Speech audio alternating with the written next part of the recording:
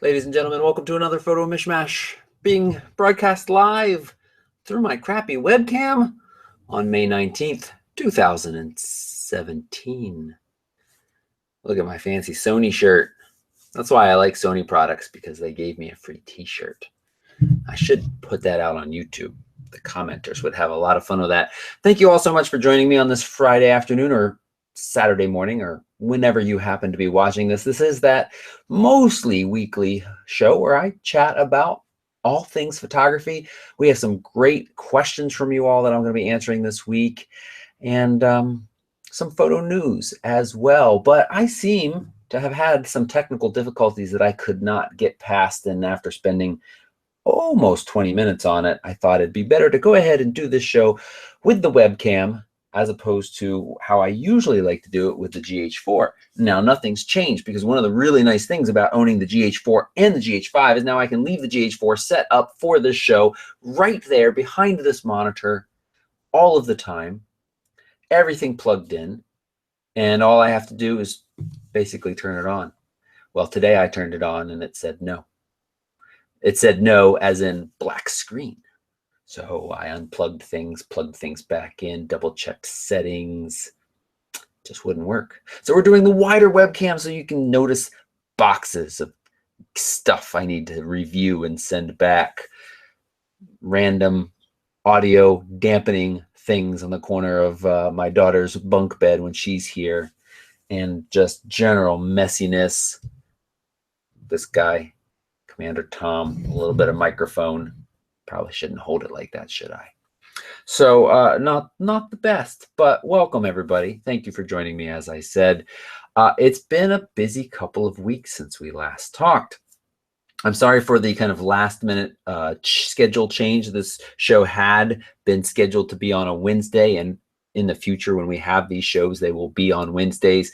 But towards the end of the Croatia trip with the McKays, Sony wrote and said, we've put together what to call it. It was a camp basically for press like myself and Instagrammers. They weren't all just Instagrammers, but a lot of them were Instagrammers. So it was very interesting to be around so many very creative people, plus the Sony artisans. Those are professional photographers. I shared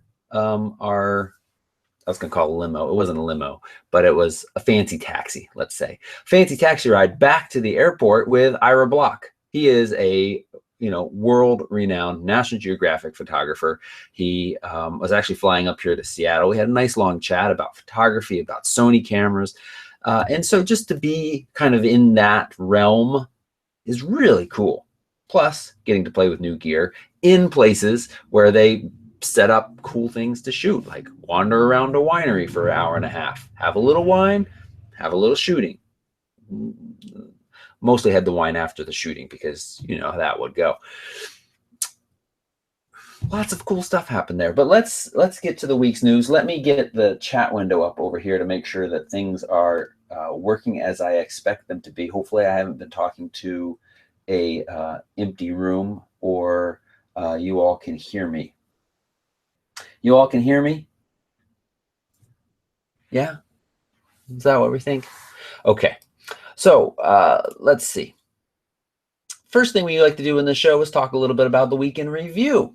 And that's a chance for me to kind of stick in anything I want to talk about that really doesn't qualify as photo news, but might be something that has gone out on this channel or whatever, honestly. I mean, that's not really different from any of this show. It's kind of like whatever I want to talk about. I really do like the shirt. It's nice and comfy. The tag was easy to rip out because I must register somewhere on the autism scale a little bit, because I can't take tags. Why do they still put tags in shirts? Tags rubbing here, and then they've moved them down to here. That's not any better. Sometimes that's worse. So the tag came out really nicely. So this is now my favorite shirt for that. Okay, the first thing I want to share with you, week in review. My Sony repair. I sent it off the day we left for Croatia. That was Monday, May 1st.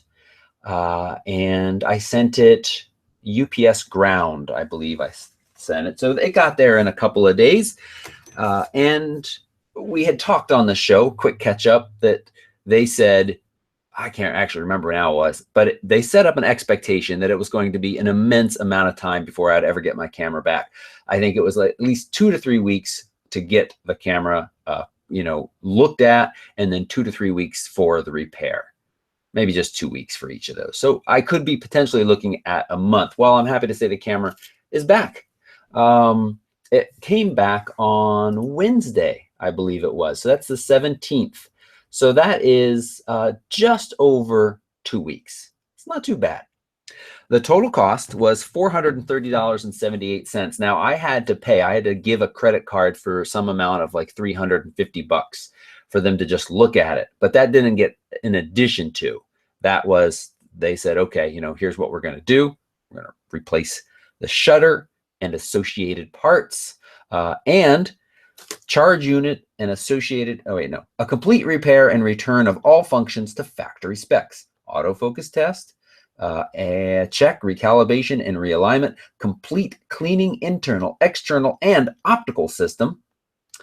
So they did all of that for $430.78. Now that's not cheap, but to have my camera hopefully in complete working order again, I'm happy.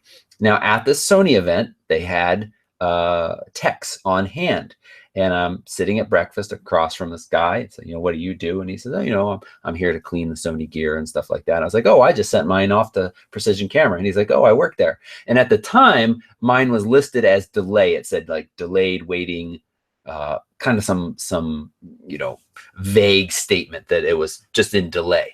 And I was like, is my camera delayed because you're here and you should be working on it? And he was like, there's really only 3 of us that work on the, the A7R2s. And I described my problem to him, and he said that there is gearing in the motor that pushes the shutter back up. And if anything gets in that gearing, it can jam. So what, he wasn't clear on, and what, we actually got interrupted and to get to talk about it a whole lot more. But why the cold temperature? Is it because then whatever specs were in there plus the grease got cold enough that it got all jammed up then? Or so I'm curious about that. I can't say that it's fixed until I put it in the freezer for, a couple hours, pull it out, and then see what happens. Yes, I'm going to do that. I do love, though, it does look really clean. This camera's been through some heavy use. Coming up now, August will be its 2-year anniversary. So am I rushing the gun there? We're really like May, June, July, August. Yeah, 3 months away. I could say that. We're getting close to that 2-year anniversary. It's been through a lot of work. Oh, good. I can tell that you can hear me because I see somebody's talking about tags. And, the dusty conditions of Tanzania were just off the charts dusty. And while no, I wasn't careful. I mean, I didn't feel like I could be. There were lots of times where I needed both cameras nearby and close to me, and dusty conditions. They were getting covered in dust. So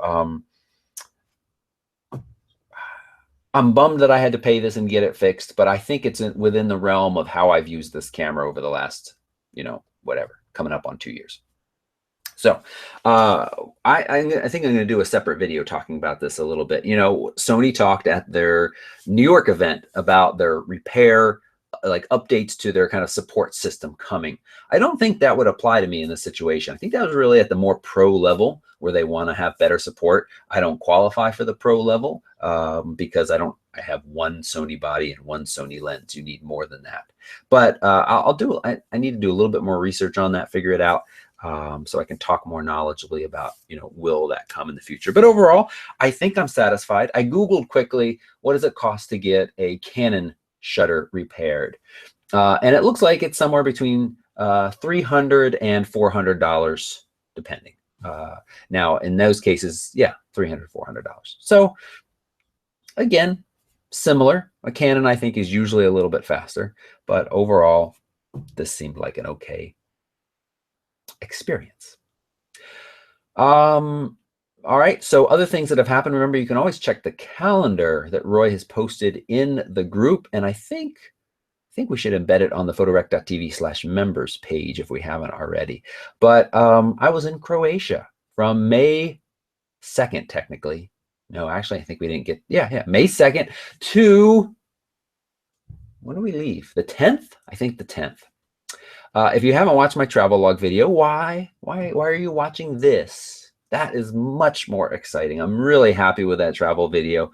Worked hard on it, and I have so much other content that you haven't seen, but I worked hard on that one and got it out. And I'll have a video coming soon that kind of shares what was in my bag, what I created all of that with. I really went to Croatia focused on making a good video. And, you know, as a result, my Sony wasn't with me, obviously, because I just talked about it being repaired. The GH5 was my main photography camera. As backup, I brought that ridiculously expensive little point and shoot from Sony that I talked about previously. And Nick Sharples kind of stole it and used it for most of the trip. So for the Croatia trip, the GH5 was my main photo camera. And that's a micro four thirds sensor. And in low light, you can see more noise on the images than if I had shot them with something else. But I'm not unhappy with the images. I'm pretty darn happy with them. So, and the GH5 is just, it really nicely goes back and forth between photos and videos very easily, very quickly, no buffer issues, no, you can't do this or that yet. And you see that on the Sony sometimes when you're shooting much higher megapixels, you're shooting bigger burst rates. But, you know, there's oftentimes where I go to start a video quickly and it's like, still writing to memory card. How about now? Nope, still writing to memory card. How about now? Nope, still writing to memory card. So I tried a little bit of that this past week with the A9. So anyway, GH5, quite happy with that whole video coming out. But, you know, the most fun thing that I brought with me was the DJI Mavica. That's the drone. And practice makes perfect is the first thing I would say about that. I hope to get a video out quick or soon about using that drone as well. But it just really elevates the footage to the next level. You know, you're talking about this town, and then all of a sudden I can show from the air kind of a flying over big perspective shot. When you think about making a video and giving people kind of like this small detailed and then building up and then showing them the big, or starting big and then narrowing down, I mean, there's no better way to be able to get those big out shots that set a place and set the feeling than with a drone. And, you know, where is it? It's over here. I'll grab it one more time. It's just so darn small. I mean, it's smaller than the 70-200, and it's so quick and easy to set up. It flies so well, but I did crash it once, and it seems completely fine. Maybe I'll put that footage up just for you Patreon people sometime soon. It has obstacle avoidance. It has cameras here that are looking to make sure you don't run it into anything. It doesn't have cameras in the back. So if you're backing it up, getting this cool pulling out shot, and you think that the drone's way over there, and really it's over across the harbor there, and there's a big tree. Oh my God. Yeah. Found it very quickly with the app. The app takes you right to where it crashed. And luckily it hit this tree and fell right down to the base of it. Could have landed on the roof of a house, could have landed on a person. I felt like an idiot.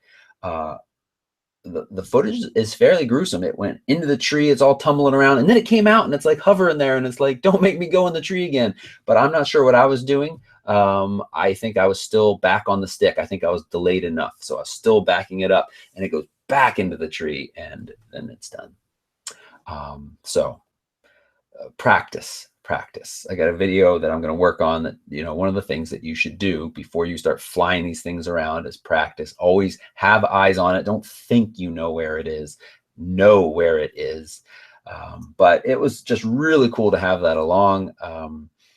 I flew it off of the boat, which was very cool, very nerve-wracking. I mean, almost like, my heart was 2 or 3 times its normal beats per minute when I was doing that. It wasn't really fun to do that, but I loved the footage I was getting. You know, I said, I brought it all this way here. I want to do this. I'm going to do it. But man, it was nerve wracking. And the birds, a lot of birds hate this thing. And I feel bad about that because I love birds. I don't want them to be stressed out thinking that there's some big evil monster noisy thing going to attack them.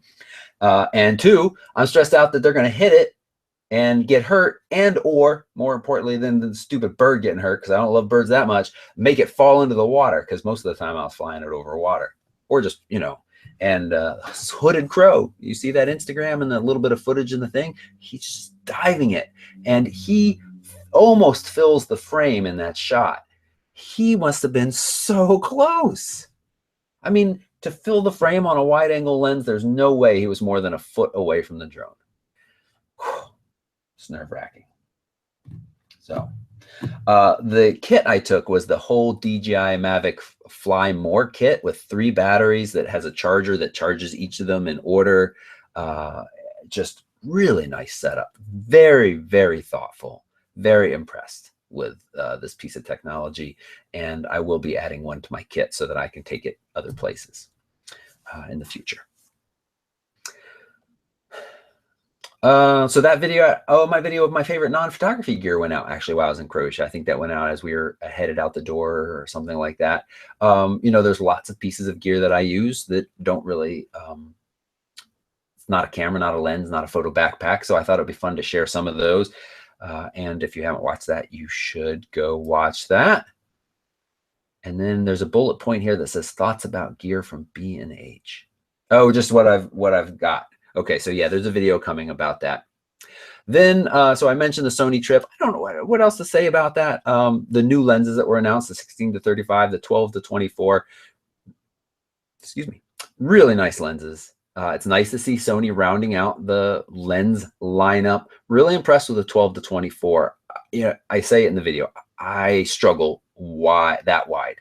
16 seems to be as wide as I can manage. Wider than that, I can come up with a few fun, shots from time to time. But when you just roll up to your generic landscape shooting that wide, everything is just like so far away and puny.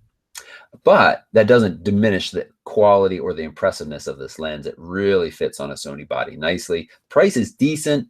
And I think I might have kind of, I said it's not as sharp as the 16-35, and they really focused on making it smaller, the 12-24, but it really is quite sharp. I'm impressed with it. There's no real issues. Little bit of distortion out at the edges, but you are going to get that with a lens that wide. And Rose had a fantastic article that went up this week, how to maximize the potential of your kit lens, which is great because, I've put out a video probably about a year ago, maybe a little bit more of, what's more than a year ago, of I recommend buying your DSLR or mirrorless camera with a kit lens. They are a great way to start and kind of figure out what focal lengths work for you. Like I was just saying, I found that I don't love the wide angle.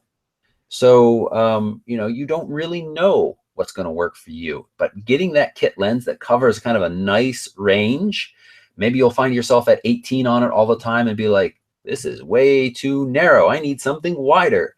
Or maybe you'll find yourself out at 50, 55 often, and you should think about prime lenses. So kit lenses are fantastic, and Rose's article gives you some nice tips for really making the most of it, as it says. Any questions so far? How are we doing? We're doing good. I see Roy says buy a Squirt PS4. That makes me think I got to try VR on at the Sony event, the kind you put it on and you're walking around and you're killing aliens. That was pretty fun. It's pretty fun.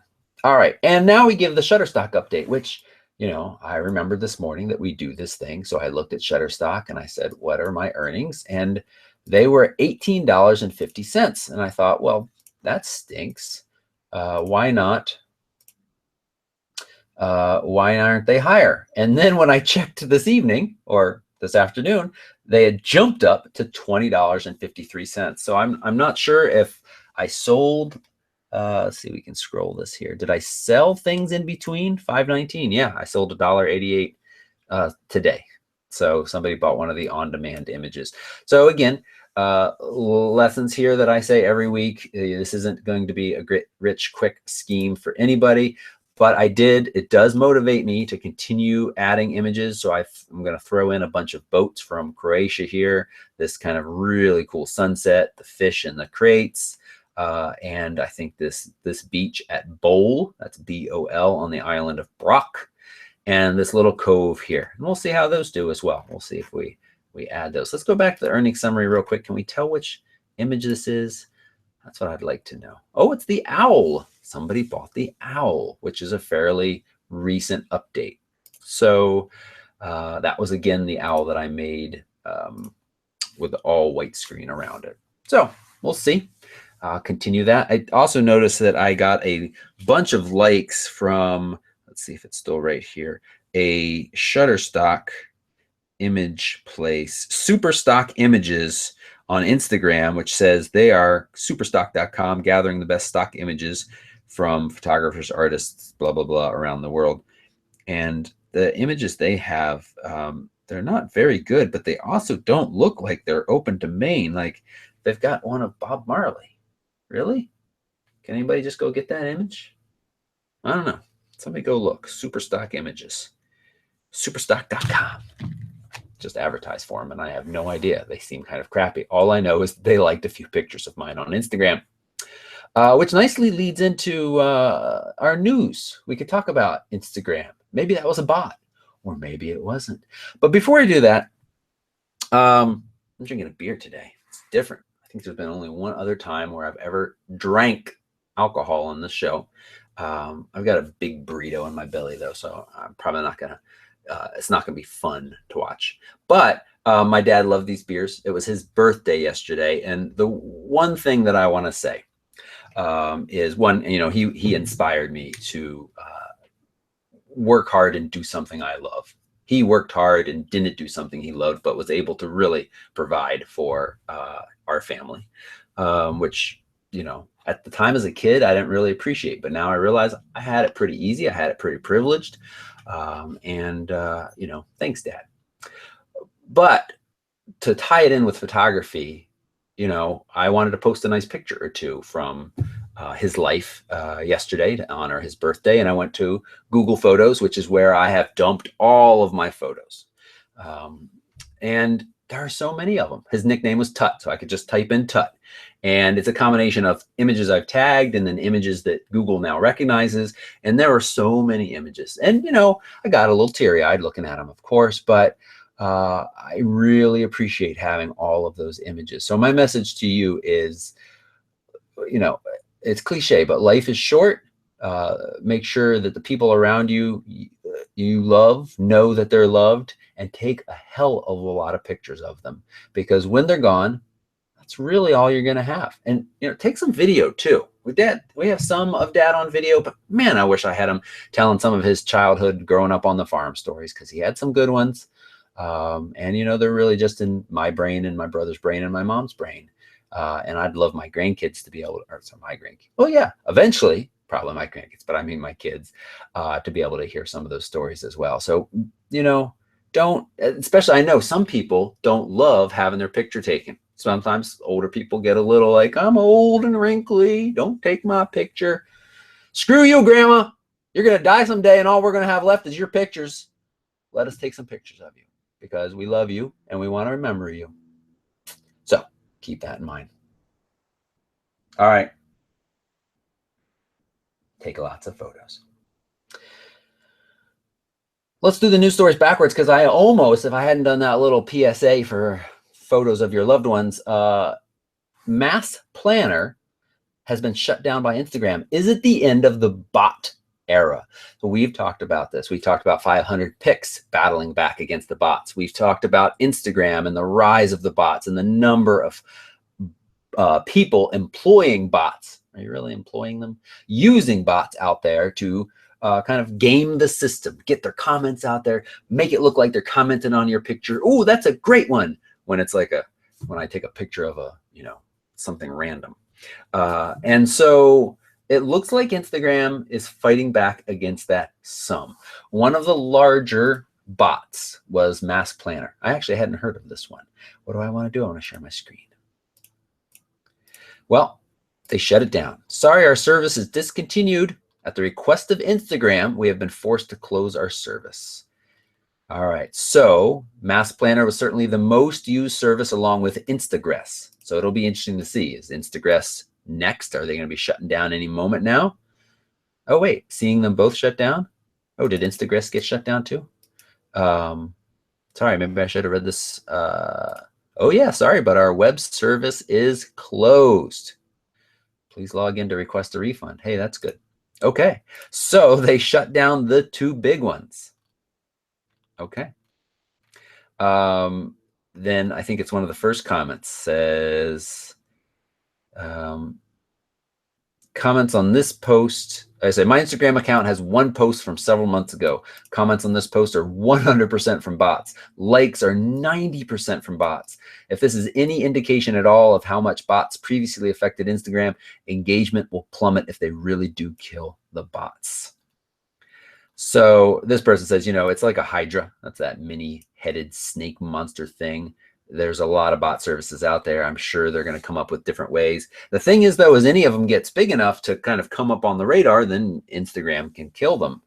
So, you know, I don't think bots are going to go away completely, but it certainly would be nice to see, to feel, and to see a return to human interaction here. Where was it? I think somebody said that, you know, you're really going to have to work on. Okay, I don't see here. You really have to work on your quality of your images. That, you know, your growth will be affected by what. Oops, I don't want to show you my email. Your growth will be affected by what you put out there and the way you interact with people, and not so much on these bots and things of that sort. So it'll be interesting to see how that goes. I've been pretty frustrated with Instagram. I've mentioned that before. I'm kind of back and sharing. I'm putting a little less pressure on myself to share the best work and just sharing whatever I really kind of want to. So we'll see if that makes me feel a little bit better. I also like sharing on the Instagram stories as well, but then, you know, I'm annoyed because I think about on the Croatia trip, there are times where I'm trying to capture vertical video for an Instagram story. And, you know, somebody at the Sony event was like, you know, love your Instagram stories, Toby from Croatia. And I was like, oh, thanks. That's cool.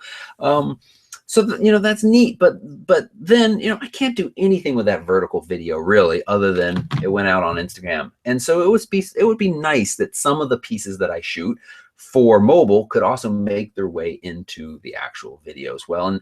Or, you know, that takes away from, I feel this pull in all the directions, the kind of immediate sharing, and then also gathering of great content for the video at the end. So it'd be nice if they could do double duty, and they don't, because you have to do the stupid vertical video. And also, I swear, so often when I'm trying to do Instagram stories, the thing poops out on me. I don't know if that's Android. It happens on both phones, both Android phones or not. So we'll see. It's interesting, you know, some of those Instagrammers that are part of the Sony Alpha Collective, they call them. They have so many followers.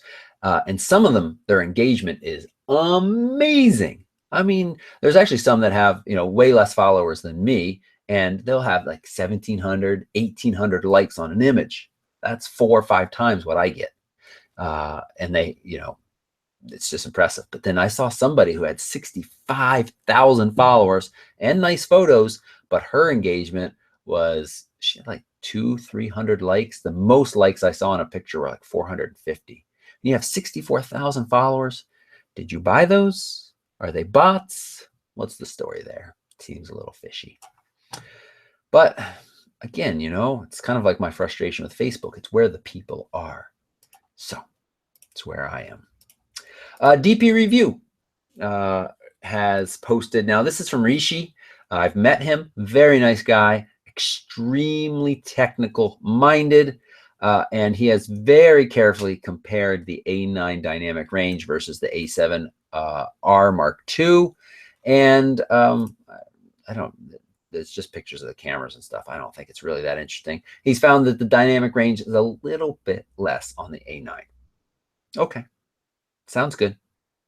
You know, again, still good dynamic range, but a little bit less, I think, because they really are focused on pushing those, the bit files through Quacker. I don't know what I'm saying.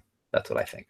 So let's move past that to say that Polaroid has acquired Impossible Project's largest shareholder. So you read the beginning of this statement, and it sounds really exciting because it sounds like Polaroid acquired by the Impossible Project. But then you got to read largest shareholder. So Impossible Project is a public holding company with shareholders, and they have kind of, it's hard for me to explain, but they kind of smushed these two together. So one of the world's largest commodity trading houses acquired a 20% stake in the Impossible Project back in 2012 after being persuaded by his son Oscar. Wouldn't it be nice if your dad's rich enough, you're kind of into taking Polaroids these days? So he then the son took his current position as CEO while still in his mid-20s. The elder is now. And so this deal brings these two related brands under one roof. Well, will anything come of this? For those who don't know, the Impossible Project is that group. It started out, I think, on Kickstarter, where they kind of reverse engineered the Polaroid film, because those patents are being held somewhere else, and or many of the chemical manufacturers have gone away as Polaroid stopped making. So this company kind of reverse engineered that idea, made their own.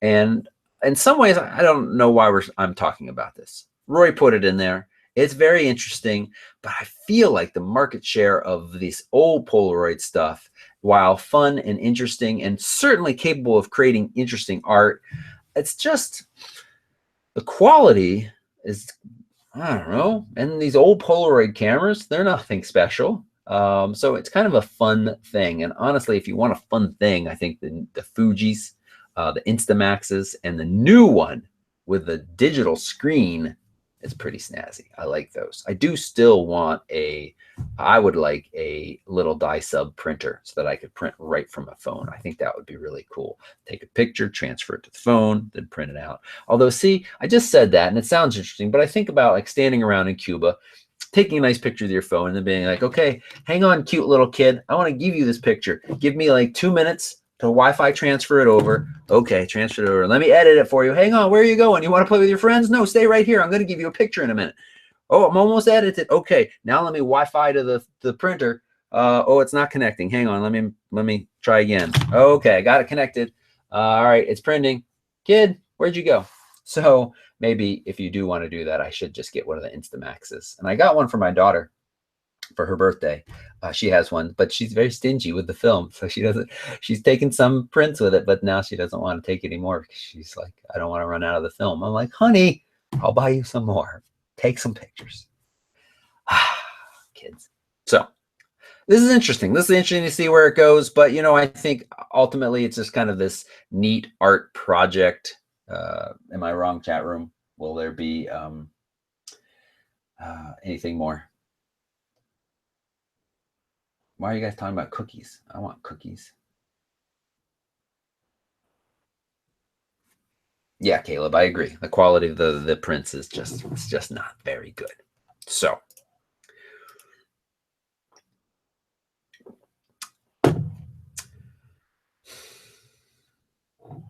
I haven't looked at it, but I'm going to later. This time lapse shows rare and beautiful phenomenon in the Grand Canyon. Some student found a pristine Leica M2 for $5. They say the Nikon D820 will have a 45 megapixel sensor and the same autofocus system as the D5. That's going to be nice. That's going to be very nice. Google's having their developer conference right now, or I think they just finished it up, I/O. And one of the things they announced in Google Photos, some additional improvements, which I mentioned, it's my favorite place to dump all of my pictures these days, is basically it looks like automatic content-aware fill.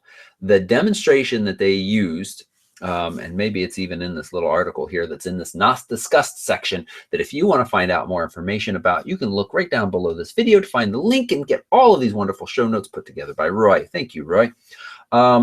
The example was the parent took a picture of their kid through a chain link fence or a backstop baseball, and Google Photos made the fence disappear. So it's automatic and brilliant content aware fill. Will it always work that great? No, I don't think so. But again, this is a sign of what is to come.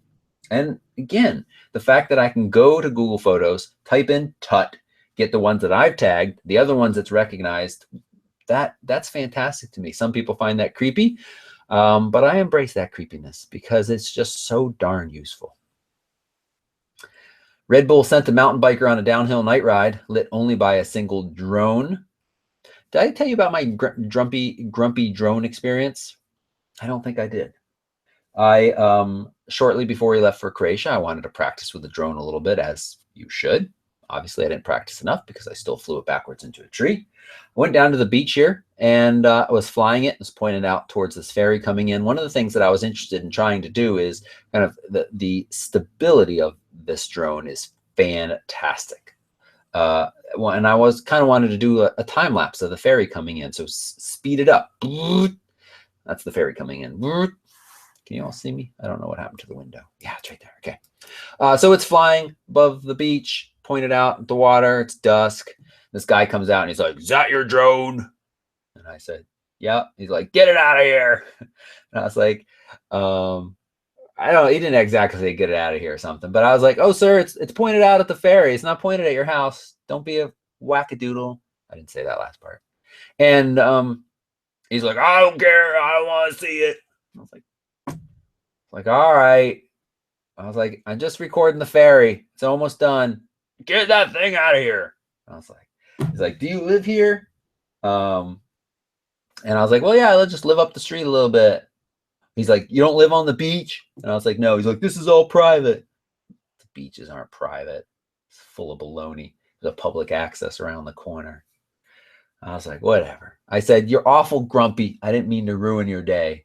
I said this as I was landing it. Anyway, why am I saying that? Oh, because you can go watch a video. Oh, because there's this drone that has a brilliantly light LED light on it, and this mountain biker is going bomber crazy down this hill, and the LED, the drone flying the light above is his only light. He's going off like rocky jumps and stuff. It's insane, because if that drone crashed, thank God I wasn't flying it, or the light goes out, or they don't time it right, all of a sudden the rider's going to be in pitch blackness.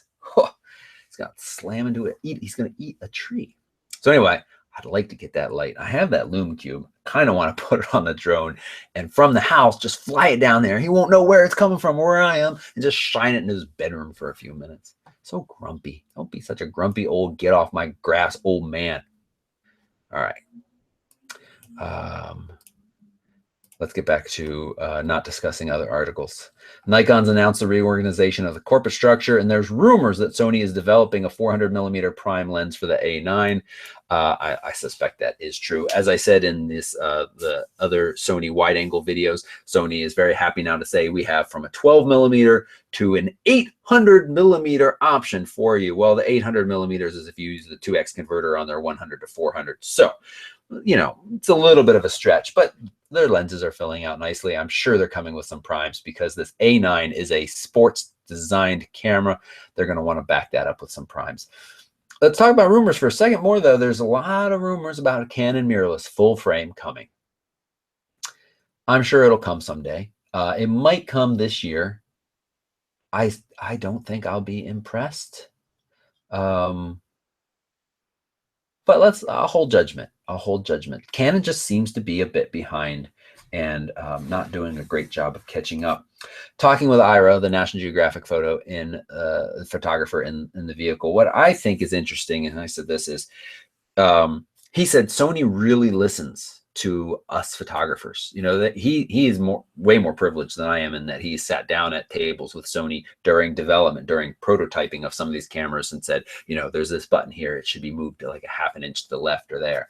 And now, I mean, they're not listening to everything always, but they're listening. I think Fuji is listening based on photographers I've talked to. I think Olympus is listening based on Fuji photography. And so now look at who is creating the most innovative cameras: Sony, Olympus, and Fuji. So not only are they listening and then taking that and creating, but I feel like the way they're marketing, the way they're working, they see the future. Now, I don't know if they're all going to get it right all the time. I doubt that. That doesn't mean they're all perfect. And this doesn't mean that Canon or Nikon are less good. But I think it really shows kind of Canon and Nikon stuck in this paradigm. Their inner circle of photographers is so small. And Ira used to shoot Canon for many, many, many, many years. He said they don't listen, not at the level that Sony listens to. And I think these other companies I just mentioned listen to. So it's interesting. Okay, let's talk about photos from space. We've got spectacular purple and gold auroras glow over Denmark. Well, let me look at that real quick because that sounds interesting.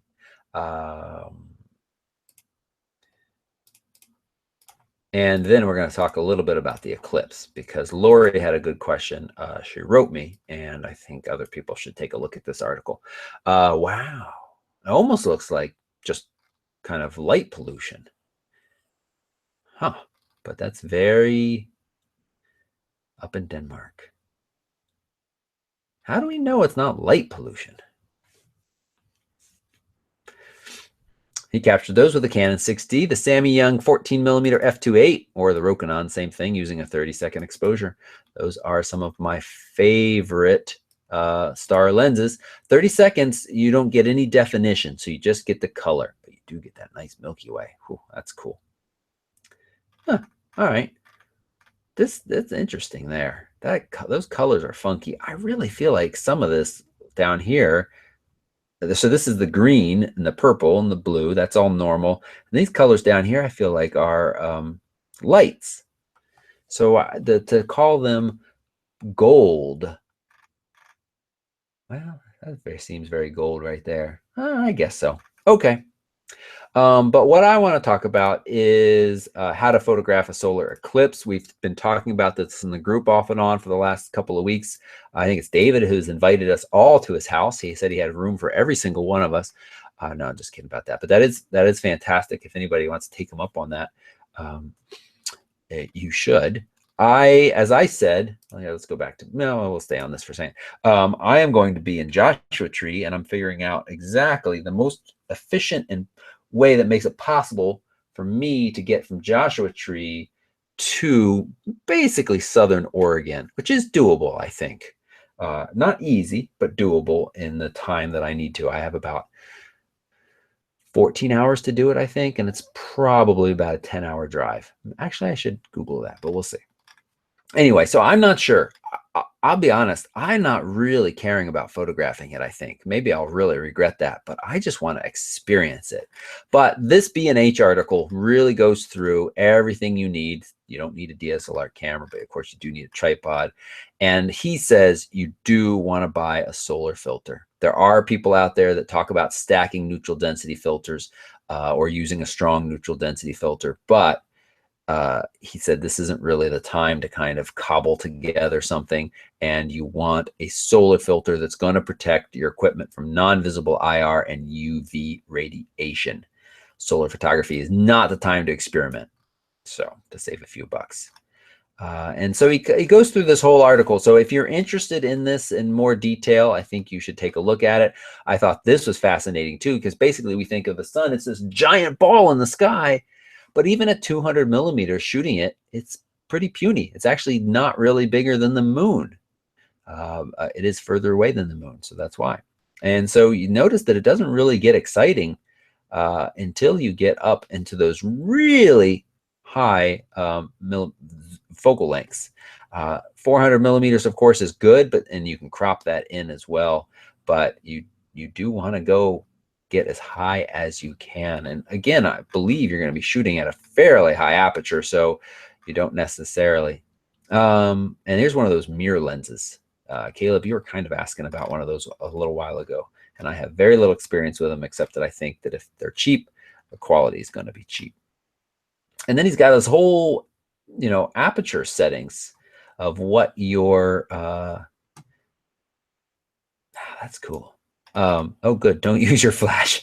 Of what your shutter settings should be and composition tips and lots of stuff like that. So take a look at this if you're interested. It's in the show notes right down below this video. Let's move on. Let me find the mishmash. Okay. All right, so Instagram finished up on a Wednesday schedule now. We've had great participation. This week's challenge was Architecture 2. Thank you to everybody who submitted. We're not going to look at those right now. Next week's challenge, Leading Lines. So go find some leading lines. They can be anything. Fences, the edge of a beach where it meets the water, color of a grass, tree branches, lots and lots of things. A road, railroad tracks, don't get killed by a train. So we're looking forward to seeing those. We got some discussions. Stop and smell the photos. Take that picture now, not later. You know, I like that. Let's go look at that one. A couple of other ones that are good. And I think for a lot of us, including myself now, how to maintain a healthy romantic relationship as a traveling photographer. That's important. If your partner is not as interested in photography as you, which is for most of us probably true, every once in a while you might be lucky enough to find somebody who is as interested, or in my case is as patient as Chris is, or Maud, as some of you know her by. She enjoys taking pictures too, but maybe not quite at the level. But she is incredibly patient. So there's some good suggestions in there. But I want to look at this F-Stoppers article. Stop and smell the photos. Take that picture now. Don't wait, because this title speaks to me. Let's see what they're saying.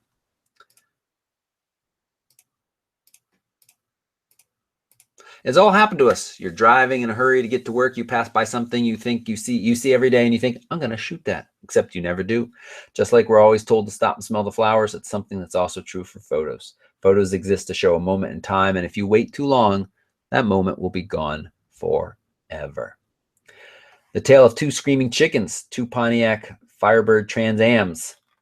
There they are right there, sitting there by Interstate 80, Marshalls Creek, Pennsylvania. I'd pass by, I'd make some excuse not to take a photo. It's too cold, it's too dangerous. I don't always have my camera. Finally, on a cold October day, I decided to pull over and took a photo. As a fan of the original Knight Rider series, I'd have to at least get a shot of these. I told myself the next time I was going to come back with some flashes, or on a cloudy day to get some better photos. It's a good thing I did, though, because the next time I passed by, someone had made an offer, as the sign on the windshield asked, and the cars were gone. I have seen this happen. The best thing that I can say is sunset. You know, let's say you go on a nice vacation and you want to relax a little bit, and that first night there's an epic sunset. You should photograph it. Although we've talked about maybe not always photographing every sunset, but for simplicity's sake, let's stick with that example for a minute. Who knows what the next couple of nights are going to bring? They could be completely clear. They could be completely cloudy. You just don't know. And the same thing with stars. If you want a shot of the stars and you end up somewhere and it is a clear night, do it. Take the time and make the picture, because things change, stuff happens. And there have been times where I said, I'm tired, or I need to do this or that, and stuff has gotten in the way, and then I've lost my opportunity to take the pictures. All right, let's look at this one real quick. He passed through this Watermill, New York place many times on his way to visit Montauk Point.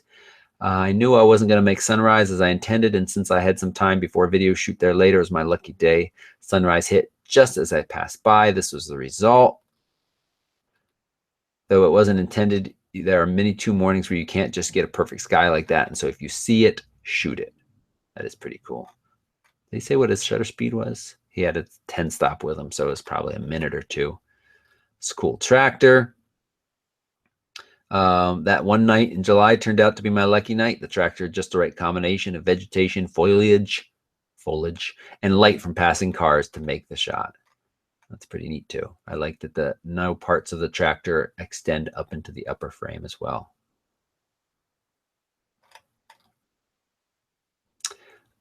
Many other times I've passed the tractor, it's just sitting on an empty dirt field like this. It's a pretty big difference. Oh, right there. Yeah. Timing's everything. If the shot's in front of you, take it now, not the next time, or there may not be a next time. Good. Not too many comments, but I think that's a good lesson to hear and hear again. I sometimes convince myself it'll be fine later, but there is no time like the present.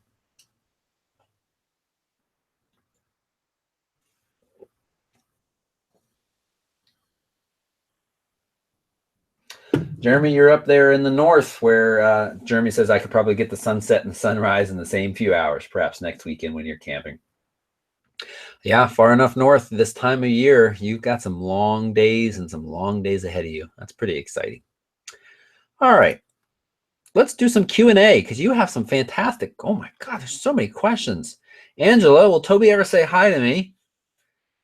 Of course I will. Angela, I have a collection of a few magnets I need to send you. Can you email me your address? Because I need to send you a few magnets. Is that as good as saying hi? All right. Ursula. So Ursula's trying to decide. She's recently bought the A7R Mark II, and she's trying to figure out whether or not she wants to keep the Metabones adapter and use it with her Canon 24-70 f4, or you may end up returning it, selling the Canon, and buying another lens, either the Sony 35 f2.8. Oh, it's a nice lens. It's so small. Or the Sony 24-70 f4. Pros and cons of these lenses. I love the sharpness and versatility beer makes me burpy. I already have with the Canon lens, and I wonder about the sharpness of the Sony 24-70 f4. I'll say some people give the 24-70 Sony's f4 negative, not necessarily a negative review, but they feel like it's not that sharp. I have shot that lens. I can't remember what trip I took it on, but I took it and I was very happy with it. Maybe the corners aren't wonderfully sharp, but again, we've had this conversation a lot. Soft, slightly soft corners in an image have never been what's ruined an image for me. I've never gone, this is the perfect image. Oh, look at the corners. They're ruined. The whole image. No, that doesn't happen. So, but you also have the Canon 100-400, right? So if you're giving up the Metabones, are you also giving up that lens using it on your A7R II?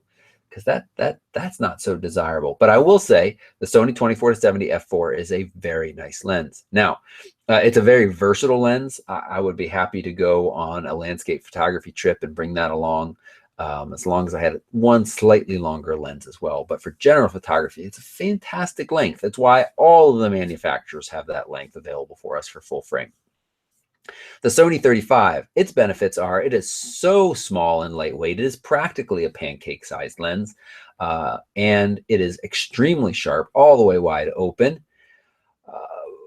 But it is a prime, and it is a lot less versatile for your general walk-around lens. You can use it as one, and it's kind of the best general-purpose prime, I would say, on a full frame focal length.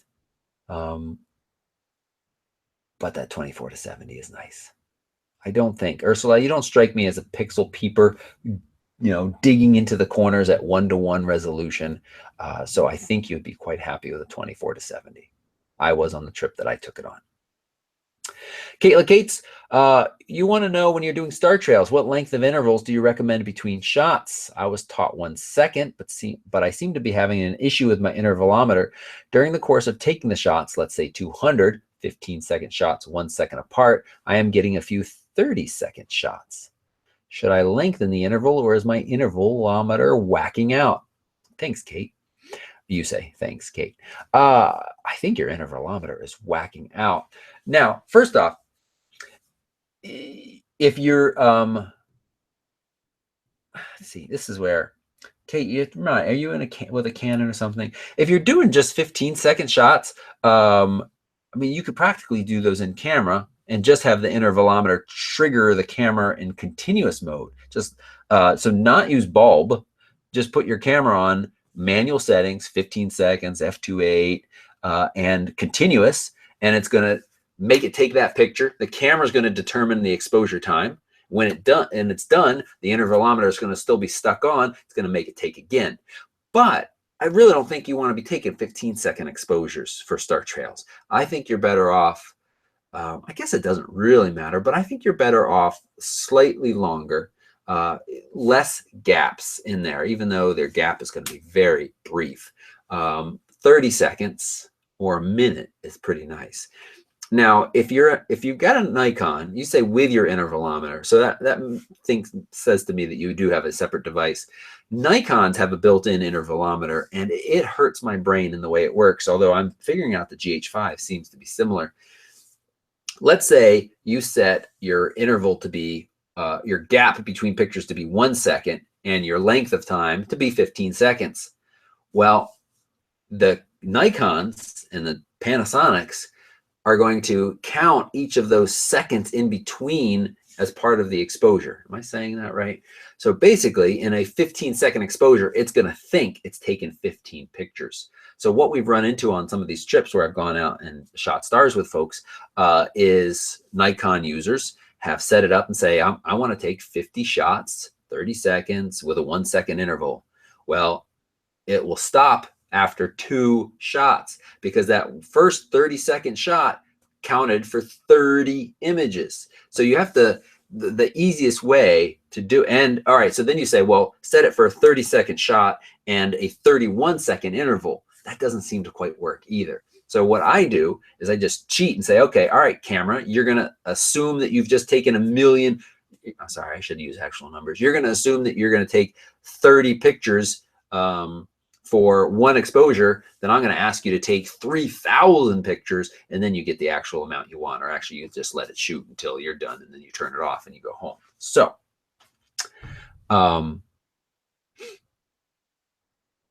yeah, I think I've answered your question. I do think you should lengthen the interval. I also think your intervalometer is whacking out a little bit, but make sure it's not doing what I just described for Nikon and Panasonic, but that seems different.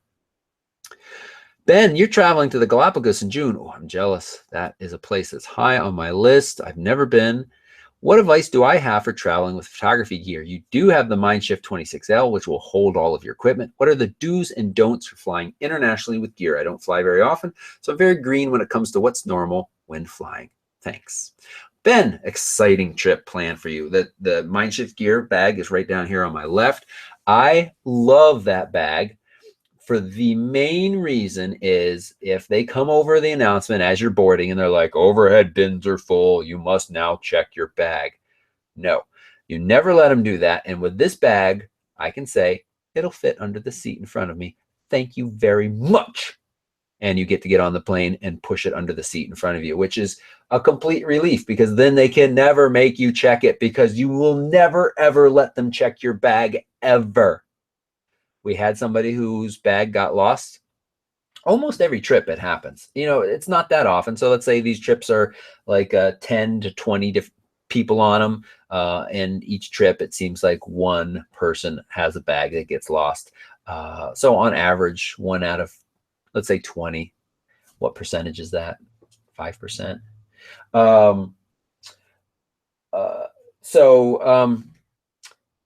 It happens, and you want to arrive in your location. New underwear is easy to buy. New clothes are easy to buy, but your lenses or batteries or filters, all of those, for most places that you're going to go, especially the Galapagos, they're not going to have them on hand. And sometimes, you know, it takes your bag several days to catch back up with you. In the case of the Croatia trip, it was at least 4 full days before her bag caught up with her. And that was only because of the hard, diligent work of our tour operators. It's another really nice thing about going on a tour with these people. They're working for you and they work hard for you. Tanya, our in-country guide in Croatia, she was the most loveliest woman. And she was super, she was just great. And she worked really hard to get this bag because the company was like, Air Italia was like, we don't deliver lost bags. It'll be at the airport. You can come get it. What? You lost her bag and you won't bring it to where she is? We're not at the airport anymore. People, we're on a boat. We're going that way. Your airport's over there. So anyway, so first thing, you're good with that bag. Second thing, put everything in that bag that you can't do without to make nice pictures. I put my chargers in there. I put my spare batteries in there, my memory cards, my cameras and lenses and stuff like that. Additional chargers, extra cables, things like that, that will get packed away. And then really it's easy. It actually happened to me the very first time coming back from Croatia. Went through security, got to the other side, and the guy was holding my bag, and he said, "Why didn't you take everything, all of your electronics out of your bag?" And you know, they really only say to do that with your laptop. I've now been through dozens of international airports, and no one's ever asked me to take all of my stuff out. So I just nicely said, "It's photo gear. Do you want me to take it all out?" And he was like, "Yes." And I was like, "Okay." And, you know, you just go back through. So leave enough time on, you know, in all of the places for security to be a little bit wacky like that. I went back through to the other side, started taking it all out. And I mean, I had a lot of stuff in there because the individual chargers and all of that stuff. It's nice if you can find a couple of the little, like, Lana's sitting on it right now. But like little mesh bags and stuff that will help you keep things organized. Those are really nice. The I love the Think Tank little Pixel SD card holder. So finish my story, I started to take the stuff out, and the guy on the other side was like, okay, that's enough. You know, he put like 2 lenses in one body through and came through the other side. David and Allie said they have experienced if you have the battery in, you know, when you fly, that might cause dead pixels. I've never personally experienced that, but it certainly doesn't hurt to have your battery out. Memory cards can go through, no issues at all, none of that stuff. So you should be just fine. Send me any more specific questions you have if you come up with any. That's going to be an exciting trip. June, it's really soon. Really soon. I'm looking forward to seeing your pictures. Chris, you just bought the A6500. You've only bought the body. You don't have any lenses, so you won't be able to use it until I get one or the other. I eventually plan to buy the 16-70 f4, but I also want to get an adapter for my Canon lenses. However, the Sigma doesn't work with Canon APS-C lenses, of which I have several. Should I get the Metabones? Are there any cheaper adapters you can recommend? I don't know if I'll use the Canon lenses long term, and 400 is steep for an adapter. Seems like money could be spent moving to Sony E-mount lenses instead, but I can't afford to buy those lenses right now. So as a stopgap, I want to get the adapter.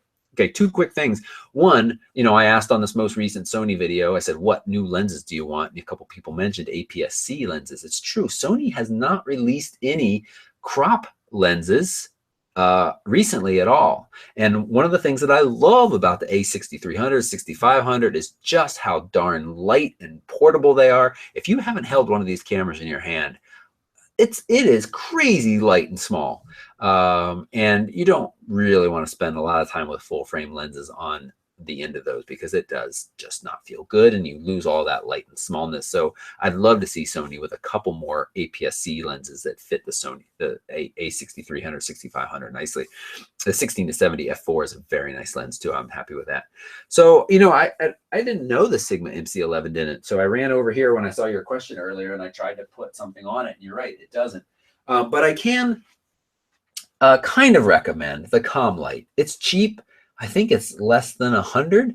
And you can put APS-C on here and it will work. And I think that's a good stopgap measure.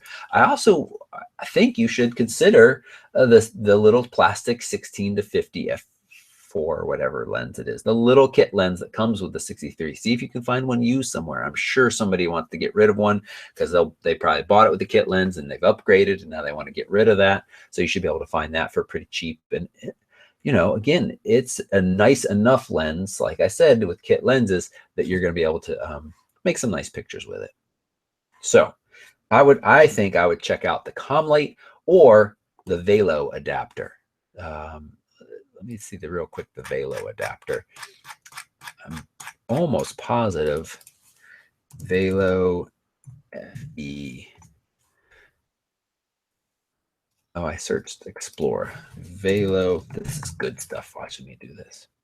Maybe I spell it with 2 L's, Velloe. No. Okay. I'll look it up later and message you, Chris. I'm not exactly sure what that is. Okay. Ursula, will you be using a plastic protector for the Sony on the next Tanzania trip? No, but the simple thing that I certainly will be bringing is a tightly woven pillowcase. And my gear will stay in the vehicles as we're moving from location to location when it's dusty. It will be in that pillowcase so that it will really limit the amount of dust that's able to land on and around the camera. That's the easiest thing to do. They're just, you can buy those more serious kind of like, waterproof housings, but they're just too cumbersome to use. I switch lenses a fair amount, and so the pillowcase is going to be it. Has no hair, Brenda. Were they sticky about drone usage in Croatia? When or where? So a couple of things. One, I read the laws and they were pretty reasonable. Like, don't fly them over large crowds of people, fly them away from cities.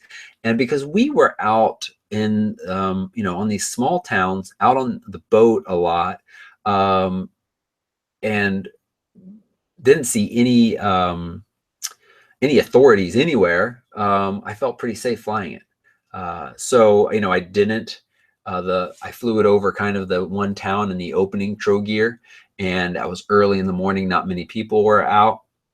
Kind of strangely, there was a guy near us watching us, holding a newspaper up in front of his eyes like this, watching, like he didn't want to be recognized by the drone or something. And I was careful not to be flying the drone near him. The drone was over the town. He was kind of watching us. It was a little weird, but they weren't sticky, and I really felt comfortable in flying it in most places. There were a couple of times where the app tells you that you're in a no-fly zone, and so I wouldn't fly there. There are a couple of times where it says you're in a limited fly zone, and I would look around and say, I'm in the middle of this olive vineyard or something. Why? And it actually allows you to say, yes, I'm allowed to fly here. And I just checked that box. And I was careful not to go too high or something, but I mean, there was no air traffic. There were no airplanes, no helicopters flying over. So I felt safe about that, and I'm just trying to be smart about it. Jeremy, you're looking at printing at home. It's prefer something that does at least 13:9 prints. If possible, I'd like to keep it under 400. Any suggestions? There is the Canon deals that come with the Canon Pixma 100s. Those are good. Those will do 13. So it's the width that you're talking about that we have the widest you're going to print is 13. Those will do at least 13. There's also an Epson that I can't remember. I'll look that up and get it to you. Tim, may be wrong, but most pros would still be shooting Canon and Nikon. Thoughts? Yeah, I think that's safe to say. Most pros are still shooting Canon and Nikon, but that is changing. And as I said, Sony has, I'm not sure. I think the professional photographers that are part of the Sony group, I think it's a mix of photographers that Sony reached out to and said, hey, we want you to try these Sony cameras. We think you'll like them, and here's some free gear to try it. In most cases, when there's a professional that is branded that, they're paid like a monthly stipend plus given gear, and they plus are flown to interesting places from time to time. So some of them are interested in doing that. And I think in some cases, probably some professional photographers approach Sony. So it's a mix of that. But we have people who make a living professional shooting sports. This guy, Nick, I can't remember his last name right now. He's a really nice guy. He helped us out at the New York event. He's photographed a bajillion Olympics. He photographed the Kentucky Derby, the most recent one. He helped us shoot the sports, the horses this past week. Really nice guy. He makes his living shooting, and he has Sony cameras. And these other people do too. We have a journalist. We have an underwater photographer. There's a lot of them. There's over 100 that are within this network. And then, of course, there are many, many more professionals using Sony, but their percentage of professionals, I'm sure, is much smaller than Canon and Nikon still. I think it depends some in the fields, but in the sports field, certainly still dominated by Canon and Nikon, especially Canon. They have those amazing long lenses, and they're very nice cameras. But it is going to start to change. I'm not advertising for Sony here, but the A9 is a technological marvel. It's not a perfect camera, but it really pushes the envelope forward. And as pros start to see what it can do, you know, these pros will be at events, Sony pros will be, and I'm sure these other guys will see and say, oh, wow, that's pretty cool. It'll increase. So we'll see. We'll see. You know, I think Canon and Nikon have a hard road ahead of them if they don't make some interesting changes here soon. But they're not going to fall apart tomorrow. Okay. And then I already answered. Well, Trilina wanted to know if I ever say hi to Angela. Hi, Angela. And Angela wanted to know if I ever say hi. And then we only had one picture for critique, and I have a couple other pictures that I collected a long time ago. I think it was actually just 2. So I'm going to hold those and do a separate critique very soon for you all. Good. Anything else? Oh, Heather's got suggestions for the printer, the Epson P series, P600 or P800. She has the P800 and loves their prints are stunning. Thank you, Heather, for coming into that. Yeah. You know, Jeremy, I'm a little anti-print at home because if you don't do it often enough, I feel like you're just kind of dealing with ink and stuff, and the shipping and turnaround times are just so reasonable from a place like Adorama Pics or Bay Photo. You might be experiencing slightly longer times way up there in Alaska, though. So I can understand, you know, wanting to go with a printer at home. And it is certainly nice to have a print, be like, especially you got a new house, plaster those walls with pictures. So try it out. Keep us updated. Anything else? Trilina is 6% Irish. I don't know why you guys are talking about that. And Roy is 40% Irish. Wow. And Roy's got a doppelganger. Interesting. I don't have a doppelganger, but I've got Lana. Oh. Actually, I did used to work at this camp, and people came and said, you look just like somebody who works at our school. This is Lana. She still has both her eyeballs. I don't know if you want to see Archer. He's missing an eyeball now. Got a little fight at the dog park. Actually, I shouldn't say that. He got bit by a dog. Doesn't look like it was his fault at all. And the dog kind of tore up his eyeball a little bit. So now he's got just one eyeball. But we still love him. I shouldn't even say but. We still love him. Well, that's it. Next week's show will be on Wednesday. Thank you all so much for joining me. Thank you for, you know, not making fun of my messy room. Maybe you did. Maybe you're talking behind your back now. It's messy. Really needs to be cleaned up. And now I get to figure out why this little box, why is this little box unhappy and will not allow me to connect my camera to my, it actually, it thinks, the program thinks it's working, but it's just a black screen. It's not good. It hasn't done that before. All right, everybody. I hope you have a wonderful weekend here in Seattle. It's supposed to be beautiful. Kids are coming, bike rides, walking around outside, recording some video, putting my camera in a freezer to see if it's really fixed. That's on my agenda. I hope you have a slightly better one. Thanks so much for watching. Goodbye.